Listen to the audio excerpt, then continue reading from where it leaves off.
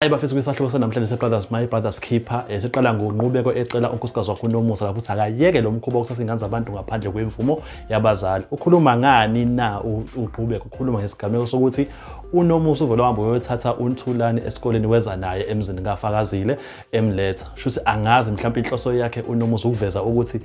lento ngoba ingezi imphathe kahle uFakazile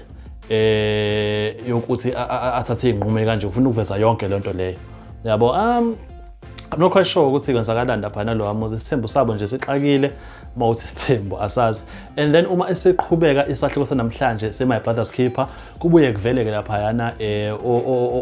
unkosikazi lapha uKhathazile benomkakhe benomyeni wakhe uDonga bayaxabana lapha ekseni ngoba phela unkosikazi uKhathazile yakhala ukuthi iDonga usuyabona umonakalo wenzile usuzomosha i-credit score yasibusiso ngenxa ukuthi wena ufuna ukwenza izifiso zakho ezingayindawo. Iyakujabulisa yonke into enzakalayo. Hayi ubhizi lana uDonga, hayi ngineplan. Uyambuza uKhathazile, iphi iplan? Yiphi lo plan onayo?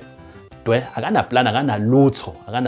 Hayi bafethu, hayi lo muntu lo kanti kwenzakalani ngempela? Hayi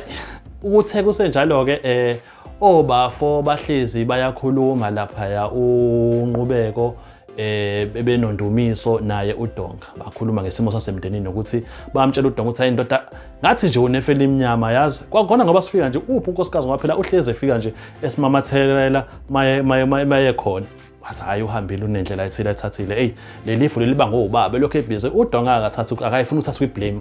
aningitsheleni bafethu ukhona umuntu nje ongafuna ukuthatha iblame take the blame like take accountability sometimes ukuthi une pride you understand abobabili bonobaba bane pride bayafana ncamashi kanje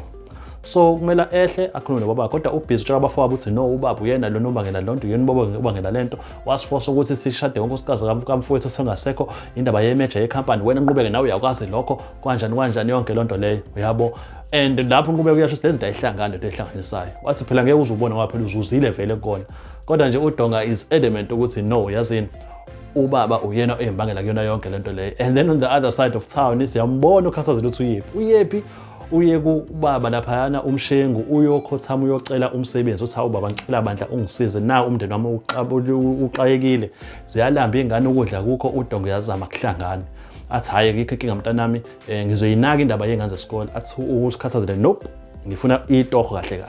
wathi hawu ungabusasho mntanami itoho khona ngizokunikeza lona nangempela amnikeza itoho kuphi khona eShabalala Holdings hawu am introduce kwicompany yonke lapha na kwigcusane zakhona kuze kufakwe izithombe lapha kushuthane awasho usuyi receptionist entsha athi bhala lapha umfana weSibusiso lapho ubhala ukuthi #Mrs Independent ngiyabona ke la ukuthi ukhombise kundodana wakhe uDonga ukuthi yabona umfazi la uyayimela ujabulile impela nje umshengu ngayo yonke lento ukuthi hawu uyayimela uKhathazile umela umndeni wakhe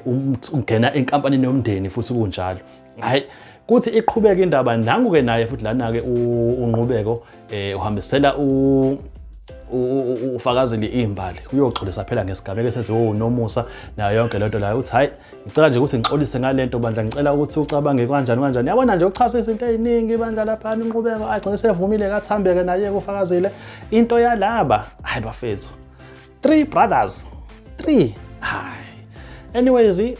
hayi asine evumile bathi bazogodokisana ke bagodokisane bonke ndawonye hayi uthe sekubele ekhaya uKhathazile nangu uDonga umlindile uthi ya kanti awukhona la uyokhothama lakhe uyofuna imisebenzi kanjani washo uKhathazile uthi wena uthe uneplan iphi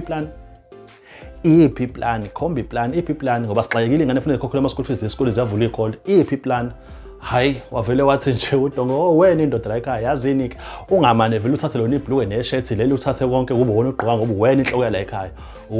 la ekhaya yo ipride yalo muntu bafethu I mean when is he gonna learn ngempela ukuthi this is not how you do things ngoba kuyabanjiswana uma uthi khona ophezulu msize naye phezulu uma ukuthi nawe uphansi uyokusiza nawe uphansi ukusukumisa kuyabanjiswana hayi lento ayenzayo uthini uma uthi unkosikazi wakho ahlale ukubona izinto saxeka awunaplan awunandlela yaphambili hayi base begodokisene ke laba ke uNqubeko noFakazile bafika ekhaya awu kwamnandi kanje emhambise kwakhe uFakazile awu kusenjalo uwacela ke phela umfana lo Nqubeko wathi hayi